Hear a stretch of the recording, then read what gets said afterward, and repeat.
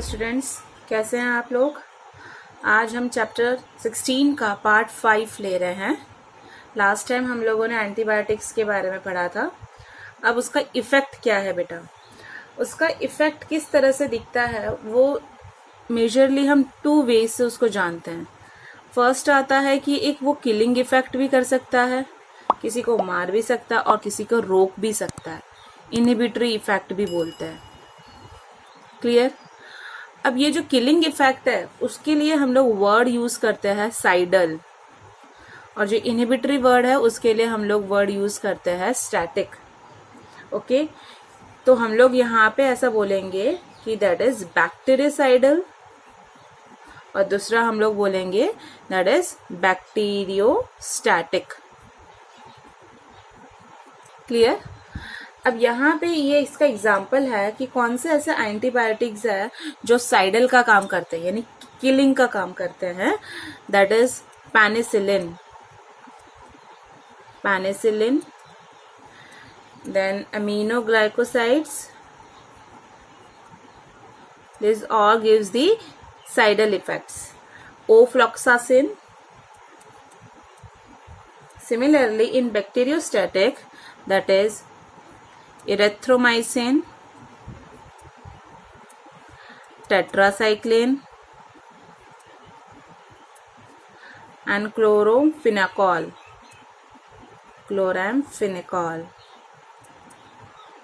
Clear. अब ये क्या था, इफेक्ट्स था एंटीबायोटिक का। वो किस तरह से अलग अलग बैक्टीरिया में, सारे एंटीबायोटिक सारे अलग अलग मतलब एक ही जैसे बैक्टीरिया में काम नहीं करते हैं। कुछ एंटीबायोटिक कुछ बैक्टीरिया के लिए है, कुछ एंटीबायोटिक कुछ माइक्रो ऑर्गेनिजम्स के लिए है। That is known as the spectrum of action. Antibiotic यानी कि एक बैक्टीरिया का रेंज होना या कोई माइक्रो ऑर्गेनिज्म का रेंज होना जो कुछ एंटीबायोटिक्स में मतलब कुछ एंटीबायोटिक्स से अफेक्टेड होते हैं। That is known as the spectrum of action. समझ में आया? स्पेक्ट्रम ऑफ एक्शन का मीनिंग क्या है? That is the range of bacteria. Range of bacteria आता है या कोई भी माइक्रो ऑर्गेनिज्म किस तरह से अफेक्टेड हो रहे हैं बाय अ सर्टेन एंटीबायोटिक्स। कोई भी एंटीबायोटिक कौन कौन से अलग अलग माइक्रो ऑर्गेनिज्म में काम करता है उसको हम लोग बोलते हैं that is the spectrum of action. Majorly ये 3 टाइप से होते हैं। ध्यान से सुनिएगा आप लोग प्लीज। वीडियो के एंड में इसके नोट्स है, तब आप लिख लीजिएगा, अभी सिर्फ आप लोग सुनिएगा। फर्स्ट आता है that is broad spectrum, second one is the narrow spectrum, and third one is the limited spectrum. इससे पहले मैं कुछ आप लोगों को समझाना चाहती हूँ कि बैक्टीरिया की अलग अलग एक कैटेगरीज होती है। ठीक है, बैक्टीरिया की कैटेगरीज को हम लोग थोड़ा पढ़ने के लिए, that is gram positive bacteria होता है, एक ग्राम पॉजिटिव बैक्टीरिया होता है और एक होता है ग्राम नेगेटिव। ठीक है, ये बैक्टीरिया के 2 मेजरली टाइप है। क्या होता है, ये जो बैक्टीरिया होता है इसका जो सेल वॉल होता है वो बहुत ही स्मूथ होता है और इसका यानी एक सिंगल लेयर होता है। वेयर एज यहाँ पे जो इसका सेल वॉल होता है वो क्या होता है, ऐसे वेवी होता है। ठीक है, और कैसा, डबल लेयर स्ट्रक्चर्स होता है। समझ में आ रहा है? ये ग्राम नेगेटिव बैक्टीरिया का कैरेक्टरिस्टिक्स है। तो ये क्या है, वेवी और डबल लेयर है। ये क्या है, स्मूथ और सिंगल लेयर है। क्लियर।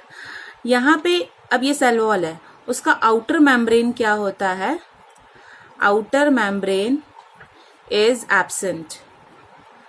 ओके, यहाँ पे outer membrane is the present. Clear.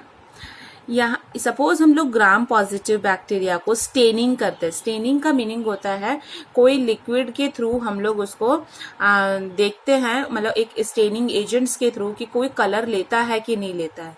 तो बेटा यदि मैंने सोच लो एक स्टेनिंग एजेंट है, सैफ्रेनिन है या आयोडीन है, इस बैक्टीरिया के ऊपर डालती हूँ तो ये लोग कलर ले लेते हैं, यानी स्टेन ले लेते हैं। ओके, और वेरेज यहाँ पे ऐसे स्टेनिंग नहीं ले पाते हैं। क्लियर? नेक्स्ट, ये स्टेन ले रहे हैं तो कौन से कलर में कन्वर्ट हो जाएंगे? ये लोग वायलेट कलर में कन्वर्ट हो जाएंगे, और ये कौन से कलर में हो जाएंगे? पिंक कलर के। क्लियर बेटा? एक बार मैं आप लोगों को डायग्राम में इसको समझा देती हूँ। देखो ये इस तरह से, ये ग्राम पॉजिटिव एंड नेगेटिव। तो वैसे ही ये ग्राम पॉजिटिव और नेगेटिव के हिसाब से ये 3 मेजर स्पेक्ट्रम ऑफ एक्शन है। तो फर्स्ट आता है एंटीबायोटिक्स जो किल और इनहिबिट करते हैं, दोनों। कौन से? ग्राम पॉजिटिव में भी करते हैं, उनको रोकते हैं और मारते हैं, किल करते हैं, और ग्राम नेगेटिव में भी। क्लियर? ये नैरो स्पेक्ट्रम यानी कि just it is effectively mainly against gram positive और समवेयर ग्राम नेगेटिव। ये तो दोनों में कंपलसरी है।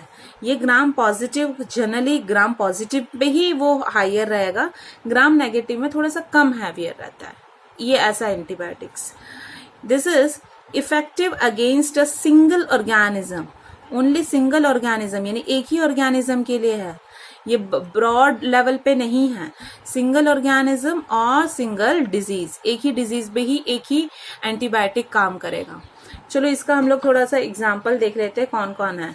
यहाँ पे आता है, दैट इज एग्जाम्पल है पेनिसिलिन, पेनिसिलिन जी।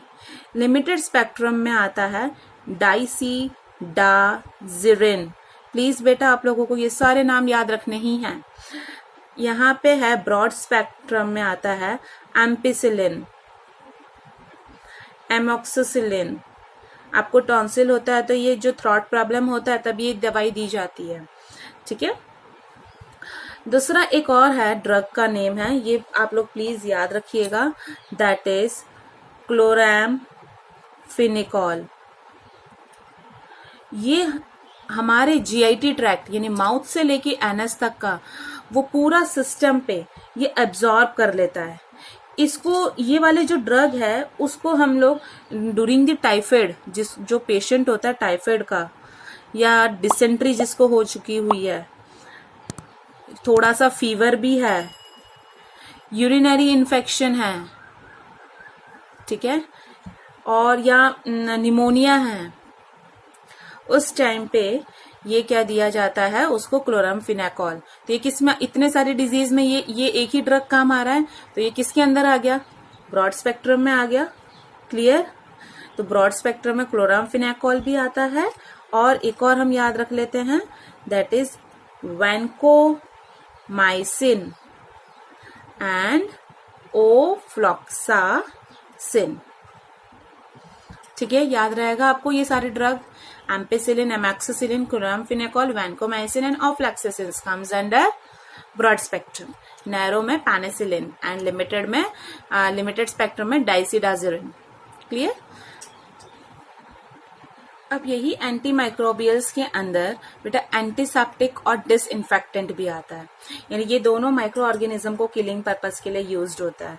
ये जनरली एंटीसेप्टिक और डिसइंफेक्टेंट में क्या फर्क है? एंटीसेप्टिक जनरली हम लोग लिविंग टिश्यूज के ऊपर, लिविंग टिश्यू यानी तुम्हारे ऊपर, ह्यूमन बींग्स के ऊपर, एनिमल्स के ऊपर ये यूज्ड होते हैं। कब करेंगे? जब तुम्हें कोई चोट लगी है, वंड है, कट्स है, अल्सर है, ठीक है, या स्किन के सरफेस में कोई भी इचिंग हो रही है, उस टाइम पे हम लोग क्या यूज कर रहे हैं? ये एंटीसेप्टिक्स यूज करते हैं। उसके एग्जाम्पल में आता है दैट इज फ्यूरासिन। बेटा एग्जाम्पल याद रखना। फिर तुम लोगों ने सुना होगा दैट इज सोफ्रामाइसिन। ठीक है, हम इसको इंजेस्ट नहीं करते हैं, हम लोग उसके ऊपर क्या लगाया जाता है? इट इज नॉट इंजेस्टेड, उसको हम ले नहीं सकते, खा नहीं सकते हैं। It is not ingested like antibiotics. Next आप लोगों का favourite that is the Dettol. ठीक है। डेटॉल का कंपोजिशन हमेशा पूछा जाता है, आपको याद रखना है। डेटॉल है that is the chloroxylenol plus terpineol, okay. फिर दूसरा एक आता है जो आप लोगों के नहाने वाला साबुन होता है, bithionol, which is added to the soaps. ये कंपोनेंट भी यूज्ड होता है सोप्स में। फिर आप लोग जैसे चोट लगती है तो आयोडीन, पोविडॉन लगाया जाता है, दैट इज वो आयोडीन होता है, वो एक पावरफुल एंटीसेप्टिक है। यही आयोडीन का हम लोग यदि 2 to 3% आयोडीन लेते हैं, किस में, अल्कोहल में, ठीक है, अल्कोहल एंड वाटर मिक्सचर में, तो that is known as the tincture of iodine. ये तुम लोगों को डेफिनेशन पूछा जाता है, what do you mean by the tincture of iodine. Iodine का 2 to 3% अल्कोहल और वाटर में डिसॉल्व करना, और विच इज अप्लाइडेड, कहाँ पे लगाएंगे, ऑन वुंड्स, ठीक है, ब्राउनिश कलर का जो चोट के ऊपर लगाया जाता है, क्रीम जैसा। नेक्स्ट आता है, जनरली ये आयोडोफॉर्म यूज्ड होता है बॉन्ड में। दूसरा आता है बोरिक एसिड, ओके। ये एक डाइल्यूट एक्वेस सोल्यूशन है जो तुम्हारा आईज में बहुत ही ज्यादा ये डाइल्यूट होता है और एक्वेस सोल्यूशन होता है, और which is used as a weak antiseptics for the eyes, आंखों के लिए यूज्ड करते हैं। क्लियर, समझ में आ रहा है आप लोगों को। अब आता है what do mean by the disinfectant. ये लिविंग टिश्यूज में, तो देखो ये सब लोग हमारे ऊपर अप्लाई होता है। तो घर में तुम लोगों को साफ करना है, सिंक है, बाथरूम है, घर में पोछा मारते वक्त ये तुम डिसइंफेक्टेंट यूज करते हो। इट मीन्स दैट हम ये बोल सकते हैं, it is applieded to inanimate objects such as floor, drainage system, instrument. यानी कि जो तुम्हारे कोई भी ऑब्जेक्ट्स है लाइक फ्लोर्स वगैरह में, घर में इंस्ट्रूमेंट को साफ करना है, फर्नीचर को साफ करना है, उस टाइम पे भी ये यूज्ड होते हैं, ओके। फिनॉल, नाम सुना है आप लोगों ने। फिनॉल क्या है, वो एंटीसेप्टिक्स भी है, ओके, और वो क्या है, डिसइंफेक्टेंट भी है। ऐसा पूछा जाता है कि ऐसा कौन सा केमिकल है जो एंटीसेप्टिक भी है और डिसइंफेक्टेंट भी है, दैट इज फिनॉल। पर फिनॉल में क्या है, 0.2% एंटीसेप्टिक प्रेजेंट है, का काम करता है, 0.1% वो डिसइंफेक्टेंट का काम करता है, ठीक है। नेक्स्ट आता है दैट इज क्लोरीन। क्लोरीन का कॉन्सेंट्रेशन यदि 0.2 to 0.4 पार्ट्स पर मिलियन ppm यदि हम एक्वस सोल्यूशन में डिसॉल्व करते हैं, एंड सल्फर डाइऑक्साइड, ध्यान से सुनिएगा, and sulphur dioxide in very low concentration, they all are the disinfectant. Concentration of chlorine, that is 0.2 to 0.4 in aqueous solution, and sulfur dioxide in very low concentration, they all are comes under the disinfectant. Clear? तो disinfectant में क्या आ गया, phenol, chlorine and sulphur dioxide, और इसमें ये सारे examples आपको याद रखने हैं। क्लियर? नेक्स्ट टॉपिक है दैट इज, देखो ये रहा antiseptic and disinfectant. Anti fertility drugs. Anti fertility drugs का मीनिंग है, आजकल हमारे इंडिया में या ओवरऑल वर्ल्ड में पॉपुलेशन बहुत ही ज्यादा फास्ट बढ़ रहा है, उसकी वजह से सोशल प्रॉब्लम्स भी आ रहे हैं, क्योंकि उनको फूड चाहिए, रिसोर्सेस चाहिए, एनवायरमेंटल इश्यूज होते हैं, एम्प्लॉयमेंट का इश्यूज होता है, तो population is required to be controlled. So birth control pills essentially contain a mixture of synthetic estrogen. तो इसके लिए बर्थ कंट्रोल होना जरूरी है. So this birth control pills like which is contain a mixture of synthetic estrogen and progesterone. ये बेटा ये दोनों क्या है, ये फीमेल हॉर्मोन्स हैं. ये दोनों कंट्रोल मतलब ऐसी पिल्स होती है बर्थ कंट्रोल के लिए, हम लोग ऐसी पिल्स दिया जाता है जिससे ये क्या हो सके, जिसके अंदर ये दो हॉर्मोन्स प्रेजेंट होने चाहिए, ये दोनों डेरिवेटिव्स होने जरूरी है. Both of this compounds are the hormones and so it is known that progesterone suppress ovulation. तो इसको हम लोग बोलते हैं ओव्यूलेशन नहीं करवा देता. ओव्यूलेशन का मीनिंग क्या है? ओव्यूलेशन का मीनिंग है कि ओवा रिलीज्ड होने नहीं देगा. किस में से? फीमेल में से. जब ये पिल्स लिया जाता है तब ये ओवा रिलीज नहीं होने देता है फीमेल में। तो synthetic progesterone derivatives are more potent than the progesterone. और उसमें एक ड्रग का नेम है बेटा, याद रखिएगा, वो ड्रग का नाम है नॉरइथिंड्रोन, non-ethindron, which is a synthetic progesterone, which is known as the synthetic progesterone. Clear?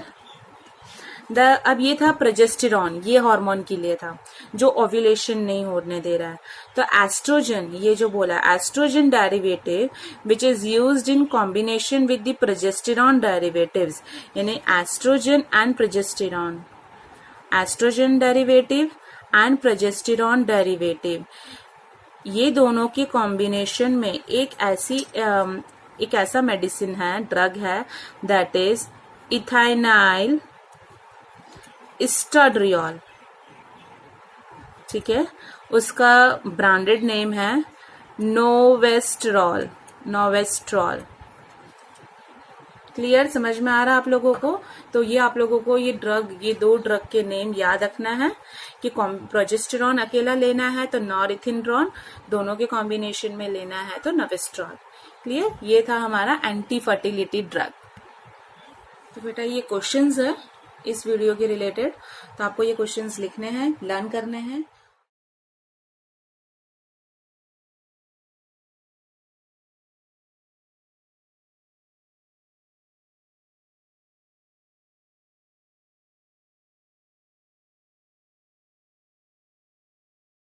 और आज का लेक्चर मैं कंप्लीट करती हूँ। Thank you so much students.